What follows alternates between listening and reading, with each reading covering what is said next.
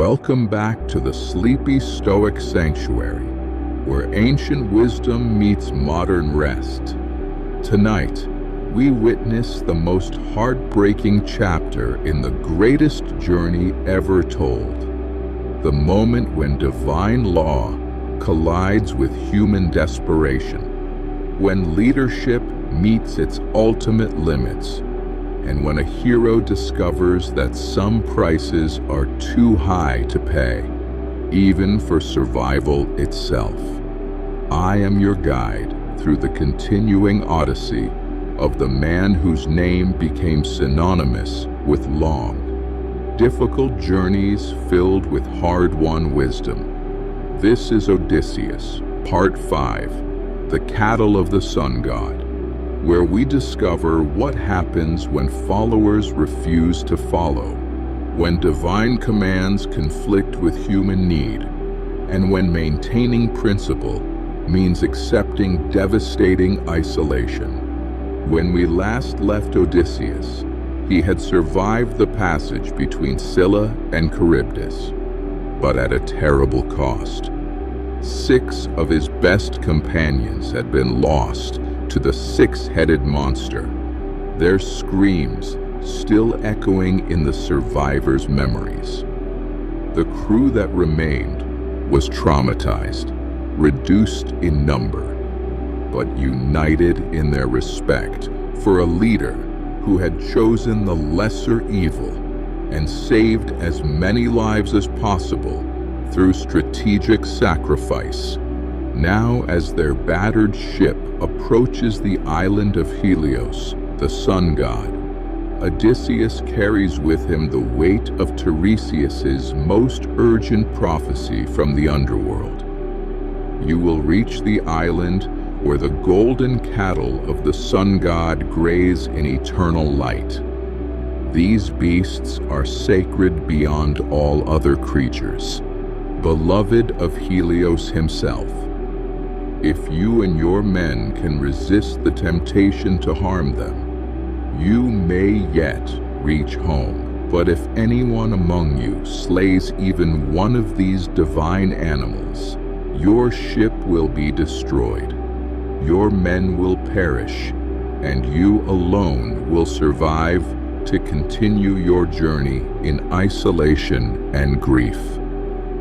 Tonight, you will witness how the greatest test of leadership is not commanding in battle, but maintaining authority when followers choose destruction over discipline. You will understand why some divine commands seem unreasonable until their violation reveals their perfect wisdom. Most profoundly, you will learn that sometimes the price of maintaining our principles is the loss of everything we sought to protect through compromise. The golden cattle that graze on this mysterious island represent more than divine property. They symbolize every boundary that seems negotiable in desperate circumstances, every principle that appears expendable when survival is at stake, every sacred limit that we convince ourselves doesn't really matter when our need becomes great enough. Settle deeply into your bed. Close your eyes. Let your breathing slow and deepen. Tonight, we learn that true leadership sometimes means standing alone for what is right, even when everyone we care about chooses what is wrong. Be calm, be clear, be dangerous.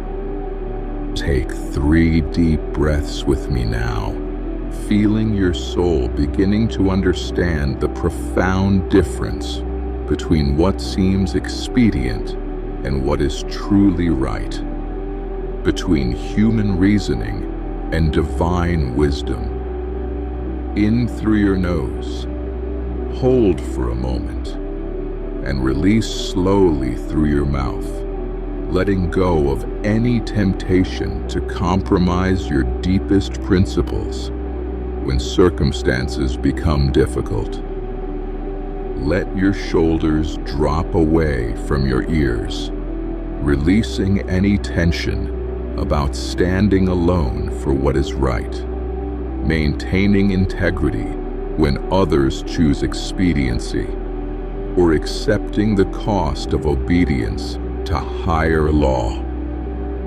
Your jaw relaxes, your forehead smooths, and your eyes grow heavy with the wisdom that comes from understanding that some boundaries exist for reasons beyond our immediate comprehension. Starting from the crown of your head, imagine a warm golden light beginning to flow down through your body. This is not the light of human convenience, but the radiance of divine law, eternal, unchanging, protective, even when it seems restrictive.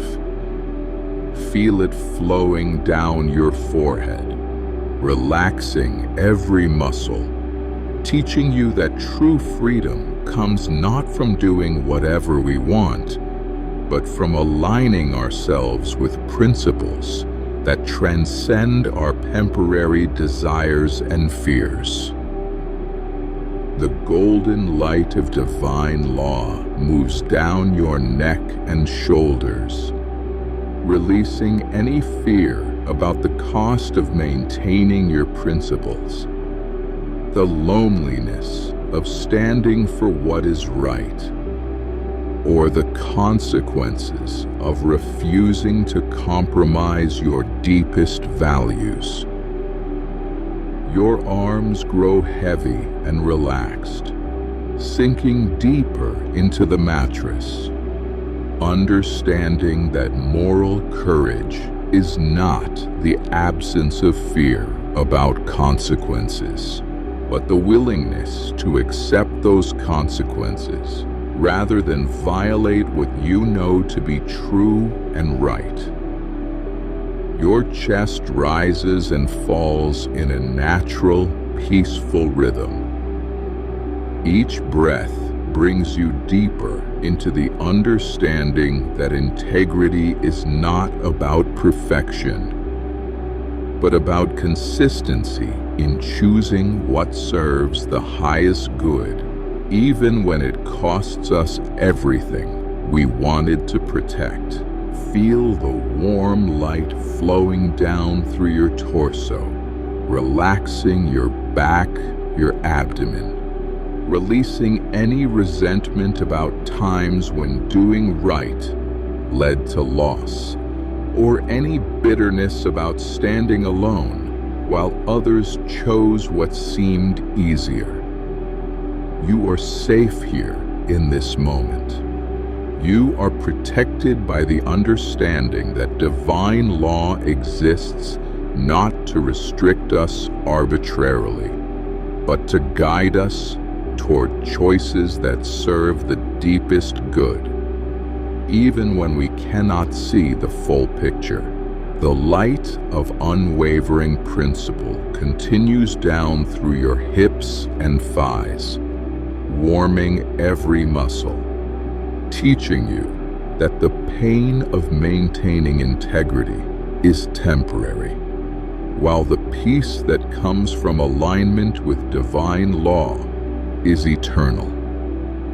Your legs grow heavy, sinking into the bed like a leader who has chosen to stand alone for what is right, and can rest in the knowledge that such choices, however costly, serve purposes beyond our immediate understanding.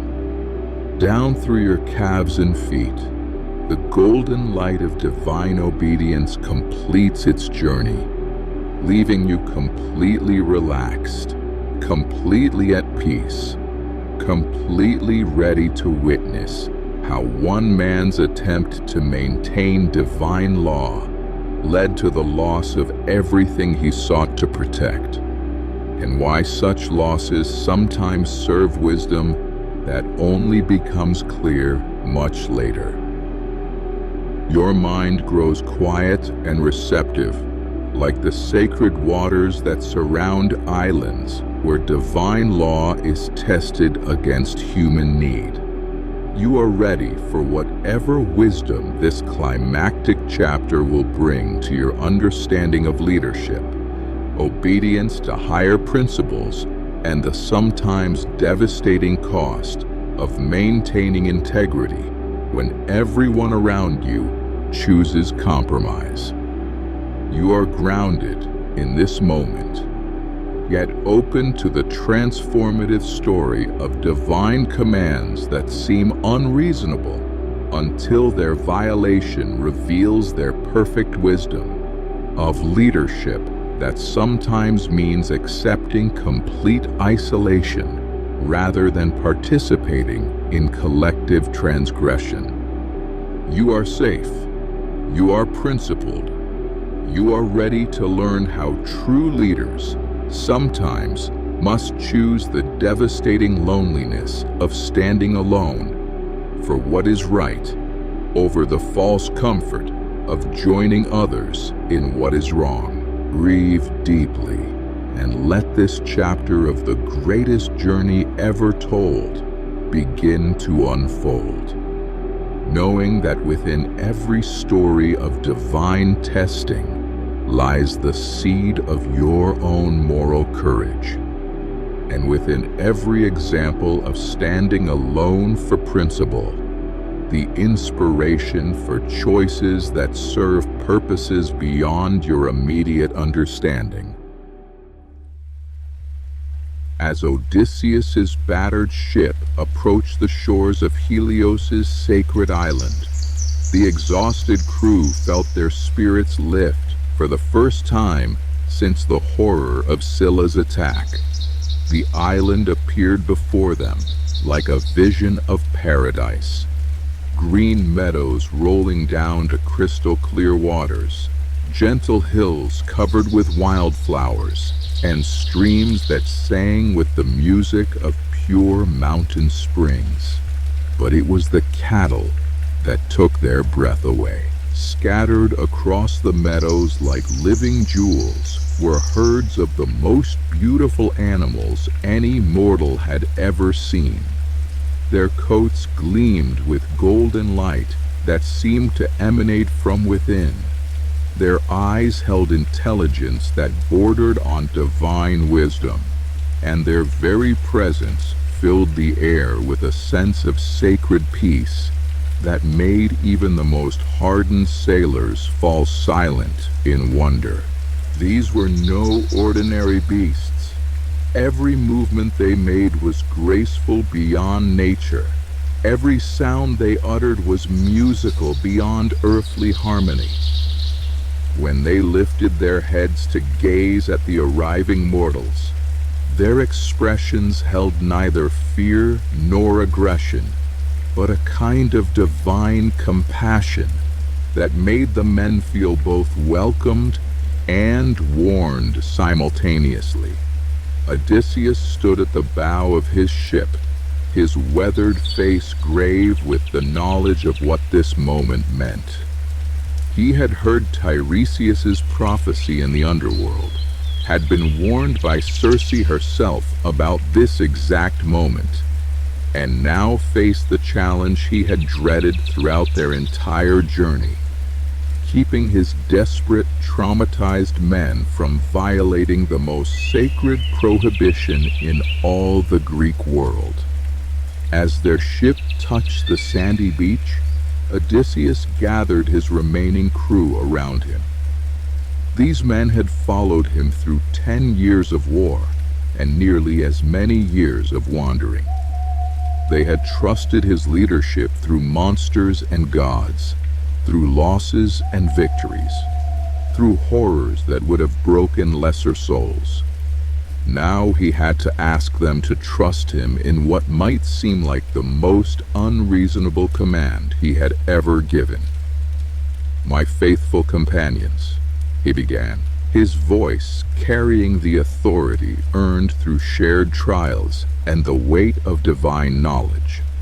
We have reached the island that the blind prophet warned us about in the realm of the dead. These cattle that you see before you are not mere animals, but sacred property of Helios, the sun god himself. They are divine creatures, beloved of the gods, protected by laws that even Zeus will not allow to be violated. The men listened with the respectful attention they had learned to give their leader's words, but Odysseus could see the hunger in their eyes, not just physical hunger from their depleted supplies, but the deeper hunger of men who had suffered too long and seen too much, who felt they deserved some reward for their endurance, some compensation for their losses. "I know you are tired," Odysseus continued. "I know you are hungry, and I know these beasts seem like the answer to our needs. But I tell you now, as your leader and as your friend, we must not harm even one of these divine animals. Our lives, our homecoming, our very souls depend upon respecting this sacred boundary."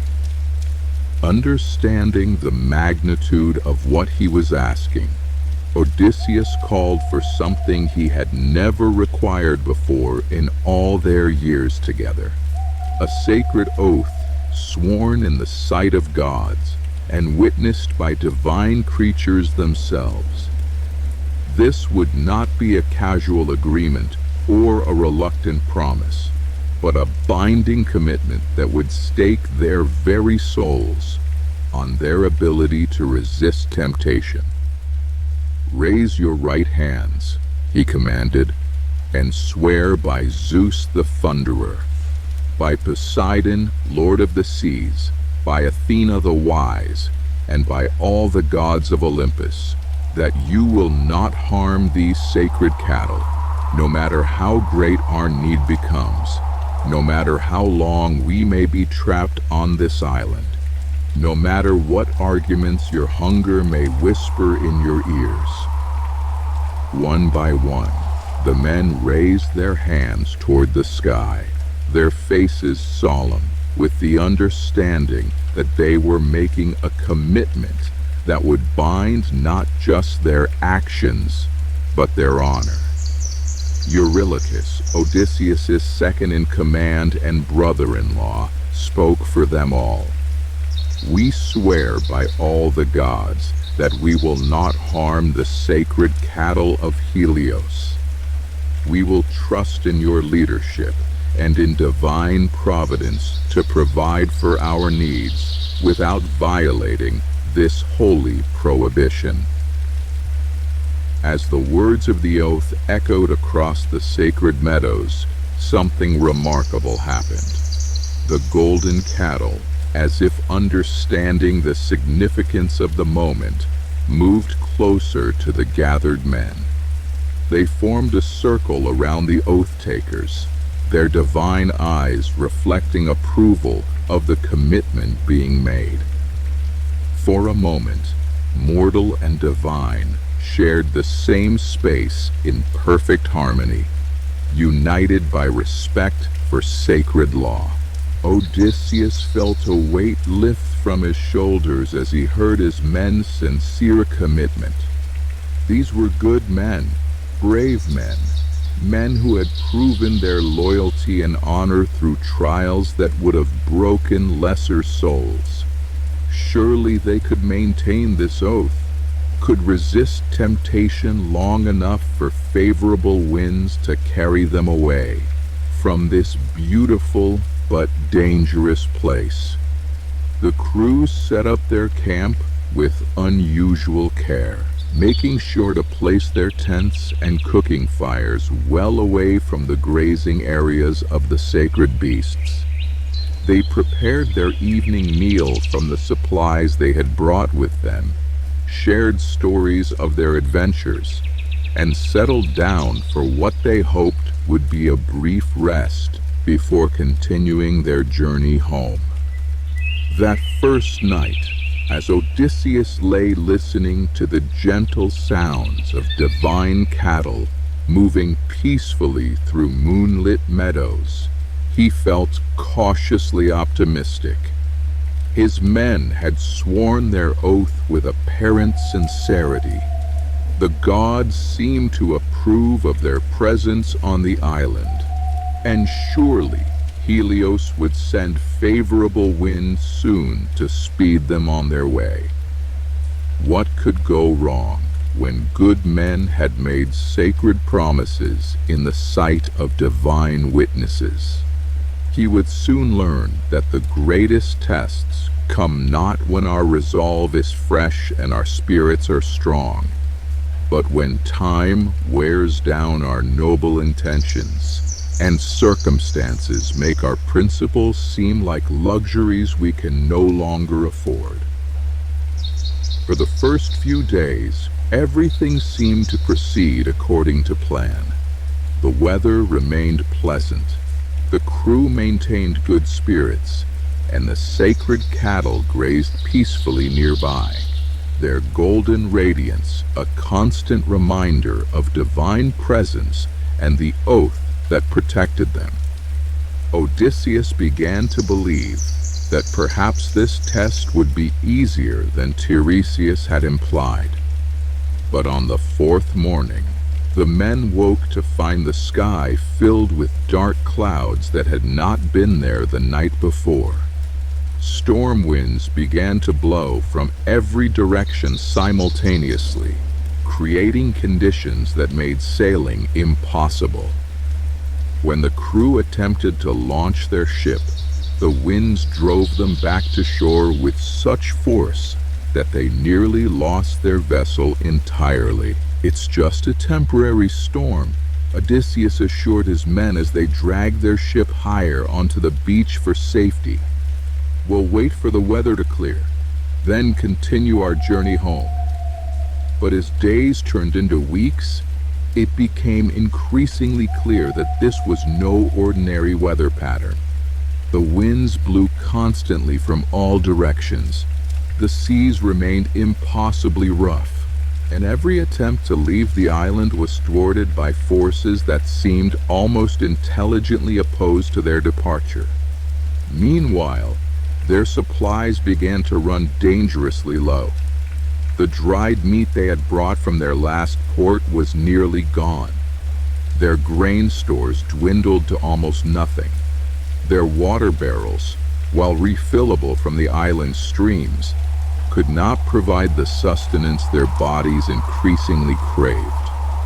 Every day they grew weaker, hungrier, more desperate, while all around them grazed the most beautiful, healthy, obviously well-fed cattle they had ever seen. The men began to look at their leader with expressions that mixed loyalty with growing resentment. They had sworn an oath, yes, but surely that oath was not meant to be a suicide pact. Surely the gods did not expect them to starve to death while surrounded by abundant food. Surely there must be some reasonable interpretation of divine law that would allow them to take just one animal, just one small cow, to sustain them until the weather cleared. Odysseus could see these thoughts forming in his men's eyes long before anyone spoke them aloud. He had led them long enough to read their moods, to understand how desperation could transform the most noble intentions into the most dangerous rationalizations. He increased his vigilance, making sure someone was always awake to watch over the sacred herds, trying to distract his men with stories and plans for their eventual homecoming. But as the fourth week of their imprisonment began, and their last grain disappeared, and their hunting and fishing efforts yielded almost nothing, Odysseus realized that his greatest test as a leader was only just beginning. Keeping men loyal when times are good is easy. Keeping them obedient when their lives depend on disobedience That requires a kind of authority that no amount of past victories can guarantee. The trap that Helios had set was not just the storm that prevented their departure. It was time itself, grinding away at their resolve, making their sacred oath seem like a relic from a different age when they had been different men with different needs and different understanding of what survival might require. It was Eurylochus who finally gave voice to what every man in the crew had been thinking, but none had dared to speak. Odysseus's brother-in-law, his second in command, the man who had sworn the sacred oath with the most apparent sincerity, approached his leader as the sun was setting on their 28th day of imprisonment. "Odysseus," he said, his voice carrying the weight of desperate men who had reached the end of their endurance.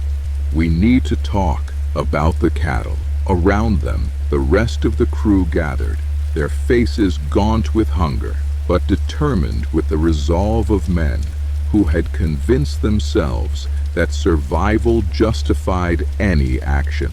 "There is nothing to discuss," Odysseus replied firmly, though he could see in his men's eyes that this confrontation had been planned, that they had talked among themselves and reached a collective decision that excluded his authority. "We swore an oath. Our words bind our souls. No hunger, no matter how great, can justify breaking a sacred promise made in the sight of the gods." Eurylochus stepped closer, his own face showing the strain of a man torn between loyalty to his leader and responsibility to his dying companions. "We swore that oath when we thought we would be here for days, not weeks. We made that promise when we had food in our bellies and hope in our hearts. Look at us now, Odysseus. Look at what we've become." It was true. The crew that had once been the pride of Ithaca now resembled living skeletons. Their eyes had sunken deep into their skulls. Their clothes hung loose on frames that seemed to shrink daily, and their movements had taken on the careful, conserved energy of men whose bodies were consuming themselves to stay alive. Better to die at sea with full bellies and the gods' anger than to waste away here like cowards, afraid to take what we need to survive. Eurylochus continued, and murmurs of agreement rippled through the gathered men. "We can make amends to Helios later. We can offer sacrifices when we reach home. But first, we have to live long enough to reach home." Odysseus looked around at these men, who had followed him through 10 years of war, and nearly as many years of wandering. He saw good men driven to desperate reasoning, loyal companions transformed by suffering into potential oath-breakers. Most heartbreaking of all, he understood their logic. From a purely human perspective, their argument was not unreasonable. "You speak of making amends to Helios after violating his most sacred prohibition," Odysseus said quietly. "You speak of offering sacrifices with hands that have stolen divine property. You speak of reaching home after breaking oaths sworn in the sight of all the gods. Tell me, my old friend, what home will welcome men who have proven their word means nothing when tested by hardship?" But he could see that his words, however wise, however true, were falling on ears deafened by desperation. These men had reached the point where principle seemed like a luxury they could no longer afford, where sacred law seemed like an abstraction that should yield to the immediate reality of their starving bodies. The gulf between leader and followers, between divine obedience and human survival, between sacred law and desperate need, had become too wide for words to bridge. For 37 days and 37 nights, Odysseus had maintained constant vigilance over his men and the sacred cattle.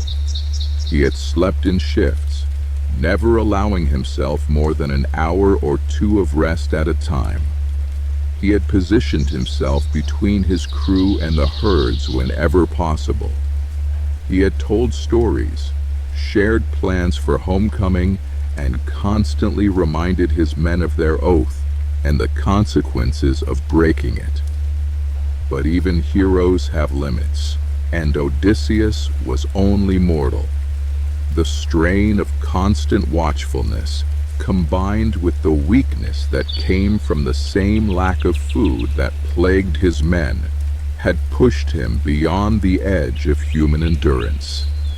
On the 38th morning, as he sat watching the sunrise over the forbidden herds, his eyes grew too heavy to keep open. Just for a moment, he told himself, as his head nodded toward his chest. Just a brief rest to gather strength for another day of watching. The golden cattle grazed peacefully in the morning light. The men seemed quiet in their makeshift camp, and surely nothing could happen in the few minutes it would take for exhaustion to release its grip on his consciousness. It was the sleep of a man who had pushed himself past every reasonable limit, the deep, dreamless unconsciousness that claims those who have fought too long against overwhelming odds. And in that sleep, everything he had struggled to prevent became inevitable. Eurylochus had been watching his leader for days, waiting for exactly this moment. As soon as he saw Odysseus's breathing settle into the rhythm of deep sleep, he signaled to the other men, moving with the careful silence of experienced warriors. They retrieved the weapons they had hidden and began to approach the sacred herds. The divine cattle, perhaps sensing the change in human intentions, grew restless. They lifted their golden heads and gazed toward the approaching men, with eyes that seemed to hold both sorrow and resignation, as if they understood what was about to happen and accepted their fate with divine patience. As Eurylochus raised his sword above the neck of the largest and most beautiful bull in the herd, he whispered words that he hoped might somehow mitigate the magnitude of their transgression. "Forgive us, divine Helios. We do this not from greed or disrespect, but from desperate need. If we must die for this deed, let us at least die with strength enough to meet our fate like men." The blade fell, and with it fell every oath they had sworn, every promise they had made, every sacred boundary they had committed to respect. The divine bull made no sound as it died, but across the island, the very air itself seemed to shudder with the violation of cosmic law. In that moment, though he still slept, Odysseus's dreams filled with images of fire and storm, of divine wrath and devastating loss. Some part of his soul already understood what his sleeping mind had yet to comprehend, that his vigilance had failed at the crucial moment, that his leadership had reached its limits, and that the price of this failure would be higher than any man should have to pay. When he woke, minutes later, the smell of roasting meat was already filling the air, and the damage that no amount of regret could undo had already been done. Odysseus woke to the sound of his men feasting on meat that should never have been consumed by mortal mouths. The smell of roasted divine flesh filled his nostrils, and the sound of his crew's laughter, the first genuine laughter he had heard from them in weeks, pierced his heart like a blade. They had done it, despite all his warnings, all their oaths, all the wisdom gained from Tiresias and Circe. They had slaughtered the sacred cattle of the sun god. "What have you done?" he cried, rushing toward where his men sat around their cooking fires, divine meat dripping from their hands. "Do you understand what you have brought upon us? Do you comprehend the magnitude of this transgression?" But his words fell on ears deafened by the joy of full bellies and the desperate relief of men who had chosen survival over principle. They looked at their leader with the expressions of children caught in mischief, knowing they had done wrong, but unable to truly comprehend the consequences of their actions. "We were starving, Odysseus," Eurylochus said, his mouth still full of forbidden meat. "We were dying. What kind of gods would demand that we starve to death, surrounded by abundance? Surely divine mercy is greater than divine law. Surely the gods will understand that we acted from necessity, not malice." Even as he spoke these words, the sky above them began to change. The sun, which had shone golden and benevolent throughout their stay on the island, suddenly blazed with an angry red light that hurt to look upon. Storm clouds gathered with supernatural speed, swirling into patterns that spoke of divine wrath beyond all human understanding. From Mount Olympus, Zeus himself had been watching this violation of cosmic law, this breaking of sacred boundaries that threatened the very order of divine authority. The King of Gods raised his mighty thunderbolt, the weapon that had defeated the Titans and established divine supremacy, and aimed it at the ship that carried oath-breakers and sacred transgressors. The lightning bolt that struck their vessel was not merely fire and electrical force, but concentrated divine justice given physical form. It struck with the accumulated weight of every violated oath, every broken promise, every sacred boundary crossed by desperate mortals who had convinced themselves that their need justified any action. The ship exploded into fragments so small they seemed to vanish into the air itself. The mast, which had carried them safely through so many storms, was reduced to splinters in an instant. The hull, which had protected them from monsters and gods, became scattered debris floating on suddenly violent waves. And the men, his loyal, foolish, desperate men, were consumed by divine fire so quickly that they had no time even to scream. In moments, everything was gone. The ship that had been their home for years of wandering, the companions who had shared every danger and triumph, the crew that had followed him from Troy through trials that had tested their courage, loyalty, and endurance. All of it vanished in a single stroke of divine justice. Odysseus found himself alone in the churning waters, clinging to a piece of debris from what had once been the mast of his proud ship, surrounded by the silence that follows absolute destruction. The sacred cattle grazed peacefully on the shore, their golden radiance unmarked by the violence that had just swept away those who had violated their sanctity.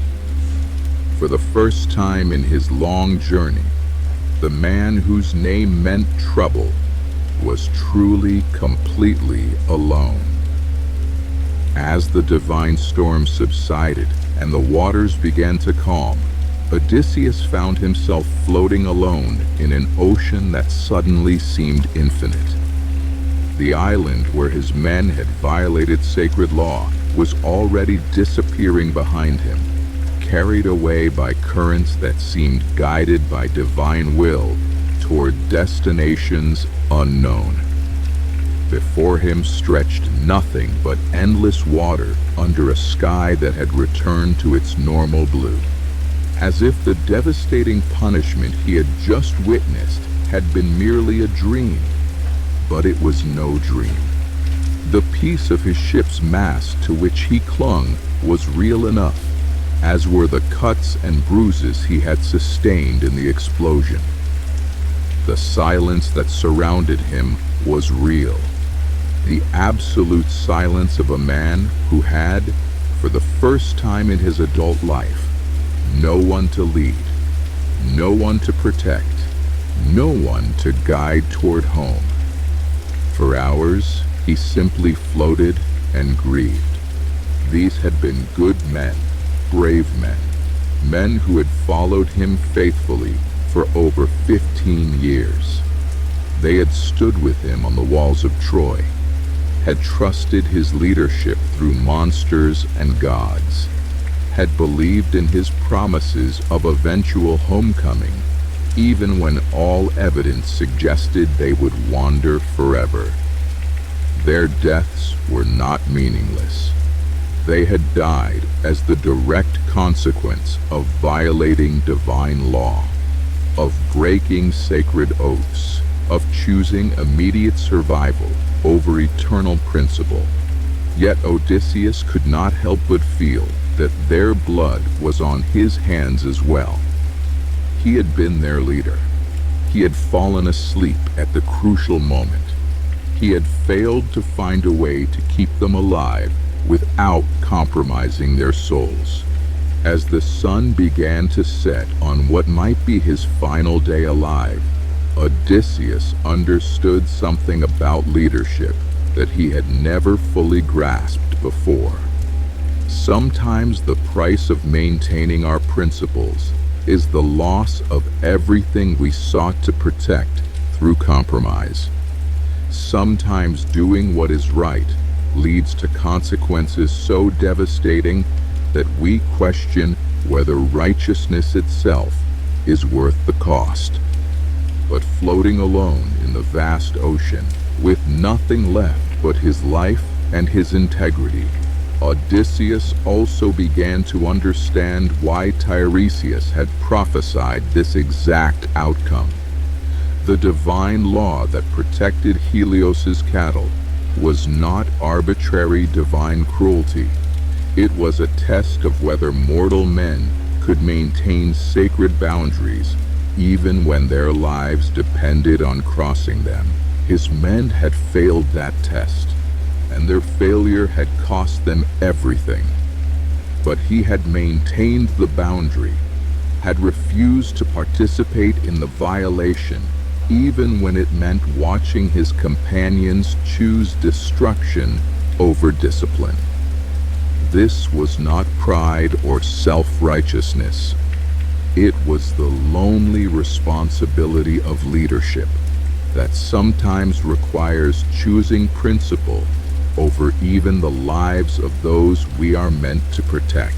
As night fell over the ocean and stars appeared in the clear sky above, Odysseus began to understand that his journey was not ending, but transforming. He had left Troy as the leader of 12 ships and 600 men. He had reached this point with one ship and fewer than 20 companions. Now he would continue with only himself. But perhaps that was what he needed to become. Not the leader of others, but the master of himself. Not the protector of followers. but the guardian of principles that transcended even life itself.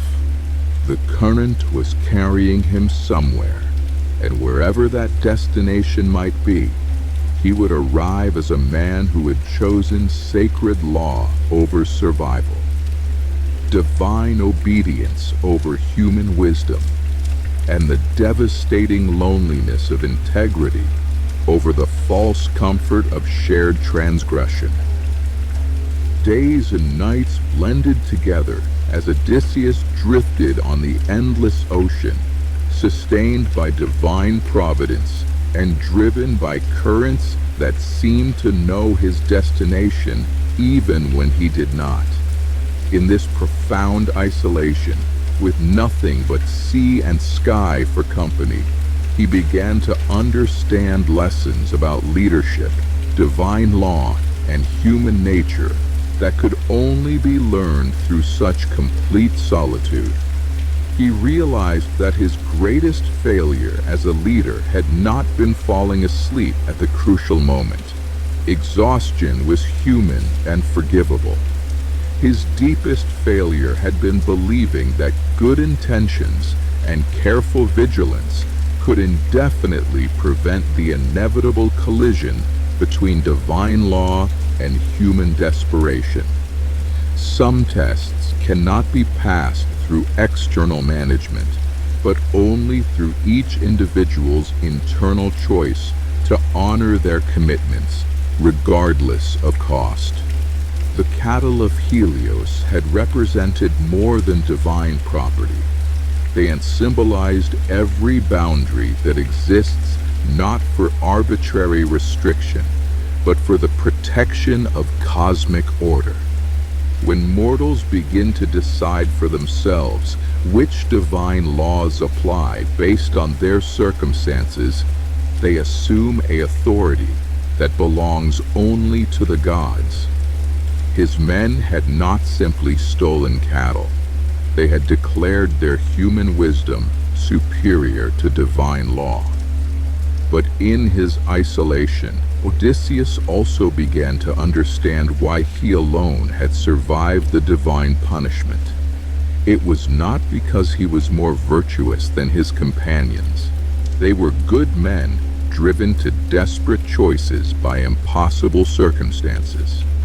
He had survived because someone needed to carry forward the wisdom gained through this devastating experience. Someone needed to remember both the cost of violating sacred boundaries and the even higher cost of maintaining them. As the seventh day of his solitary journey began, a green island appeared on the horizon.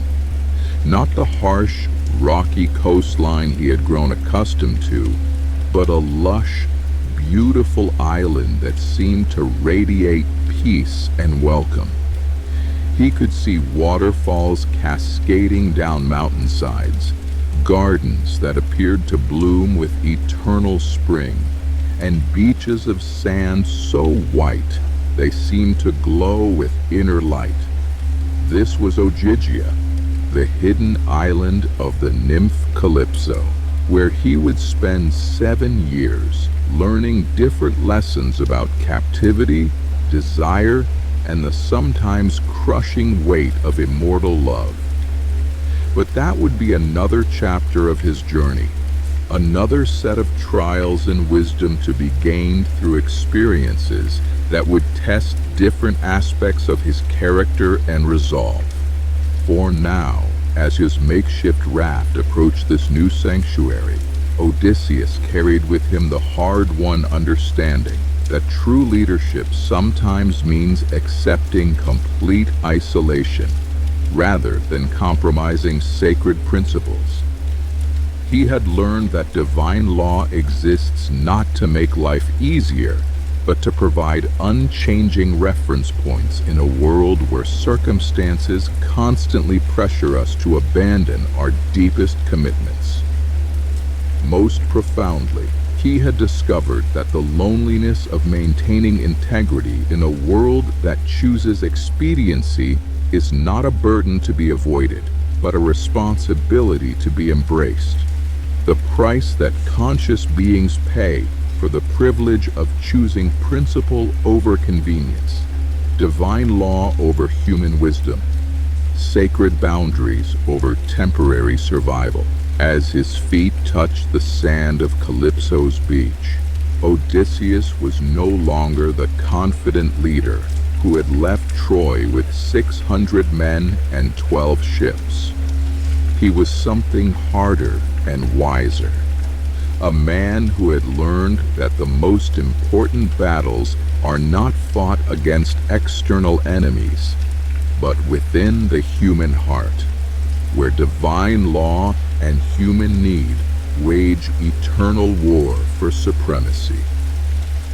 The story of Odysseus and the sacred cattle speaks directly to anyone who has ever faced the choice between maintaining their principles and preserving their position, between standing alone for what is right and joining others in what seems expedient. In our modern world, we may not face literal divine law, but we all encounter moments when our deepest values conflict with immediate pressures. Every whistleblower who exposes corruption while knowing it will cost them their career faces Odysseus's dilemma. Every leader who refuses to participate in unethical practices, even when their team pressures them to compromise, confronts the same test. Every person who maintains their integrity when everyone around them chooses expediency walks the same lonely path that left Odysseus floating alone in vast waters. The sacred cattle represent every boundary that seems negotiable when circumstances become desperate. The accounting principles that seem excessive when the company needs to show better numbers. The safety protocols that seem unnecessary when deadlines are pressing. The promises that seem expendable when keeping them becomes inconvenient. Divine obedience in modern terms means recognizing that some principles exist not because they make life easier, but because they maintain order in systems larger than our immediate understanding. When we begin to decide for ourselves which rules apply based on our circumstances, we assume authority that belongs to forces greater than our individual wisdom. The isolation that Odysseus faced, the devastating loneliness of being the only one willing to maintain boundaries while others choose compromise, is familiar to anyone who has ever stood alone for principle. But his story teaches us that this isolation, however painful, serves purposes beyond our immediate comprehension. Someone must carry forward the memory of what happens when sacred boundaries are violated, and someone must demonstrate that maintaining integrity is possible even when it costs everything we thought we wanted to protect. Most importantly, the divine justice that destroyed his companions teaches us that consequences exist whether we acknowledge them or not. The cosmic order that governed ancient Greece still governs modern life. Actions that violate fundamental principles create results that no amount of good intentions can prevent, even when those consequences seem delayed or hidden. Whether in personal relationships, professional ethics, or leadership decisions, the choice between divine law and human expediency remains the fundamental test of character. Those who choose principle over convenience may find themselves isolated, but they also find themselves aligned with forces greater than temporary circumstances, connected to eternal truths that outlast any immediate crisis.